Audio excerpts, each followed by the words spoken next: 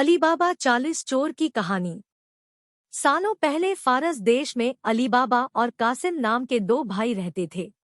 पिता की मृत्यु के बाद से दोनों भाई मिलकर अपने पिता का व्यापार संभालते थे। बड़ा भाई कासिम बहुत लालची था। उसने धोखे से पूरा व्यापार हथिया कर अलीबाबा को घर से निकाल दिया।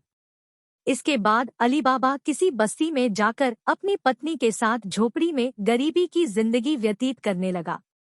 वह रोजाना जंगल जाकर लकड़ियां काट कर लाता और बाजार में उन्हें बेचकर जैसे कैसे घर का गुजारा चलाता था। एक दिन अलीबाबा ने जंगल में लकड़ी काटते समय 40 घुड़सवार को वहां आते हुए देखा। सभी घुड़सवार के पास धन की पोटली और खंजर थे। यह देखकर वह समझ गया था कि ये सभी चोर हैं। अलीबाबा एक पेड़ के पीछे छिपकर उन्हें देखने लगा। तभी सभी घुड़सवार एक पहाड़ के पास जाकर खड़े हो गए। तभी चोरों के सरदार ने पहाड़ी के सामने खड़े होकर बोला, खुल जा सिमसिम। इसके बाद पहाड़ में से एक गुफा का दरवाजा खुला। सारे घुड़सवार उस गुफा के अंदर चले गए। अंदर जाकर उन्होंने बोला, बंद हो जा सिमसिम, और गुफा का द्वार बंद हो गया। यह देख अलीबाबा दंग रह गया। कुछ देर बाद वो दरवाजा फिर से खुला और उसमें से वो सभी घुड़सवार निकले और वहां से रवाना हो गए। अलीबाबा यह जानने को बेताब हो गया कि आखिर इस गुफा में क्या है और वो सब यहाँ क्या कर रहे थे। इसके बाद उसने गुफा में जाने का फैसला किया। वह उस पहाड़ के सामने गया और बार बार चोरों के सरदार के शब्द बोलने लगा, खुल जा सिमसिम, खुल जा सिमसिम। गुफा का दरवाजा खुल गया। अलीबाबा गुफा के अंदर गया और उसने देखा कि वहां सोने की गिन्नियां, अशर्फियां, गहने आदि रखे थे। चारों तरफ खजाना ही खजाना था। यह सब देखकर उसकी खुशी का ठिकाना नहीं था। उसे मालूम हो गया था कि वो चोर सारा चोरी का सामान यहाँ आकर छुपाते हैं। अलीबाबा ने वहां से एक पोटली में सोने की अशर्फियां भरी और घर चला आया। घर जाकर अलीबाबा ने इस पूरे किस्से के बारे में अपनी पत्नी को बताया। एक साथ इतनी सारी अशर्फियां देखकर उसकी पत्नी हैरान रह गई और अशर्फियों को गिनने बैठ गई। तभी अलीबाबा ने बोला कि ये इतनी अशर्फियां हैं कि इन्हें गिनते गिनते रात हो जाएगी। मैं गड्ढा खोदकर इन्हें छुपा देता हूँ, जिससे किसी को भी हम पर शक न हो। अलीबाबा की पत्नी बोली, मैं इनकी गिनती नहीं कर सकती हूँ, लेकिन अंदाजे के लिए इन्हें तोल तो सकती हूँ। अलीबाबी की पत्नी भागती हुई कासिम के घर गई और उसकी पत्नी से गेहूं को तोलने के लिए तराजू मांगने लगी। यह देखकर कासिम की पत्नी को उस पर शक हुआ। उसने सोचा कि इन गरीब लोगों के पास अचानक उनके पास इतना अनाज कैसे आया। वो अंदर गई और तराजू के नीचे गोंद लगाकर लाई और उसे दे दिया। रात को अलीबाबा की बीवी ने सारी अशर्फियों को तोला और तड़के सुबह उनका तराजू लौटा आई। कासिम की पत्नी ने तराजू को उल्टा करके देखा तो उस पर सोने की एक अशर्फी चिपकी हुई थी। उसने यह बात अपने पति को बताई। कासिम और उसकी पत्नी यह जानकर जल भुन गए। दोनों को रात भर नींद नहीं आई। सुबह होते ही कासिम अलीबाबा के घर गया और उससे धन का स्रोत पूछने लगा। यह सुनकर अलीबाबा ने कहा, आपको कोई गलतफहमी हुई है। मैं तो एक मामूली लकड़हारा हूँ। कासिम ने बोला कि तुम्हारी बीवी कल हमारे घर से अशर्फियों को तोलने के लिए तराजू लेकर गई थी। ये देखो, ये अशर्फी तराजू पर चिपकी मिली है।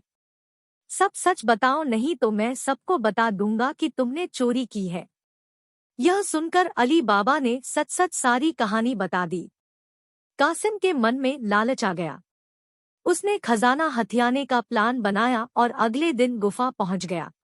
वह अपने साथ एक गधा भी लेकर गया ताकि वह उस पर खजाना लाद कर ला सके।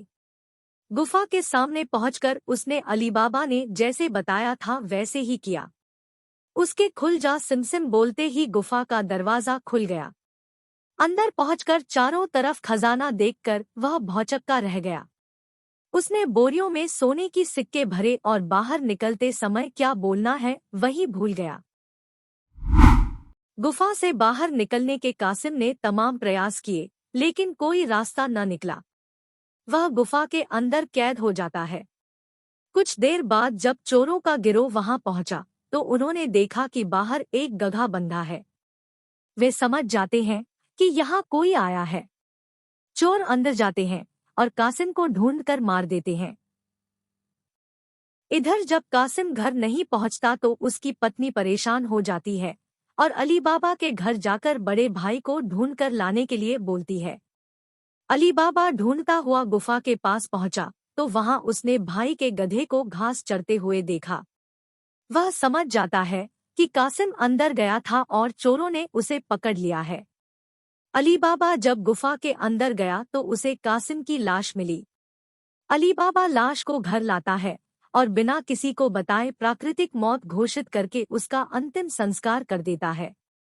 कासिम की पत्नी के कहने पर अली बाबा और उसकी पत्नी कासिम का व्यापार संभालने लगते हैं और उसके साथ रहने लगते हैं। वहीं जब चोर गुफा में आते हैं और कासिम की लाश नहीं देखते तो समझ जाते हैं कि खजाने का राज किसी और को भी पता है। वह गांव में जाकर पता लगाते हैं कि कुछ दिनों में किसके घर में मौत हुई है। चोरों को अली बाबा का घर मिल जाता है। चोर ने उसके घर के बाहर क्रॉस का निशान लगा दिया जिससे रात के समय उन्हें उसका घर समझने में आसानी हो। वहीं अली बाबा ने जब अपने घर के बाहर क्रॉस का निशान देखा तो वह समझ गया कि चोरों ने घर का पता लगा लिया है। उसने वैसा ही निशान सबके घर के बाहर लगा दिया। रात में जब चोर आए तो सबके घर पर वैसा निशान बना देखकर दुविधा में पड़ गए और वापस चले गए। चोरों का सरदार चुप चुप बैठने वालों में से नहीं था। उसने उस मोहल्ले में अपने आदमी को भेजकर यह पता लगवाया कि हाल फिलहाल में कौन शख्स वहां अमीर हुआ है। इससे उसे अली बाबा के बारे में पता चला। उसने उसका घर अच्छे से पहचाना और रात के समय में तेल व्यापारी बनकर उसके घर पहुंचा। वह अपने साथ तेल के 40 पीपों को लेकर गया जिसमें 39 में चोर और एक पीपा में तेल था। उसने सोचा कि रात में जब सब सो जाएंगे तो वो सब मिलकर अली बाबा को मार देंगे। उसने अली बाबा से दोस्ती की और रात को उसके घर पर ठहरने की इजाजत मांगी। अली बाबा ने उसको खाना खिलाया और रात को रुकने की इजाजत दे दी। अली बाबा की पत्नी को तेल के व्यापारी पर शक हुआ। उसने सारे पीपों को खटखटा कर देखा और वह समझ गई कि एक पीपा में तेल है और बाकी में आदमी है। उसने तभी एक तरकीब निकाली। उसने तेल वाले पीपे से तेल निकाला और गर्म कर बाकी पीपों में डाल दिया। सारे चोरों की मौत हो गई। रात में जब सरदार ने चोरों को निकलने का इशारा किया तो एक भी चोर बाहर नहीं निकला। उसने पीपों को खोलकर देखा तो सभी चोर मर चुके थे। यह देखकर वह इतना डर गया कि अपनी जान को बचाने के लिए वह तुरंत वहां से भाग गया। सुबह अली बाबा की पत्नी ने ये सारी बात अली बाबा को बताई जिसे जानकर वह बहुत खुश हुआ। अब उन 40 चोरों के सारे खजाने का अकेला मालिक अली बाबा था। वह देश का सबसे अमीर शख्स बन गया था और खुशी खुशी अपनी बीवी बच्चों के साथ रहने लगा। कहानी से सीख, लालच मनुष्य का दुश्मन है। लालच करने से सब काम खराब हो जाते हैं। इसलिए कभी भी लालच नहीं करना चाहिए।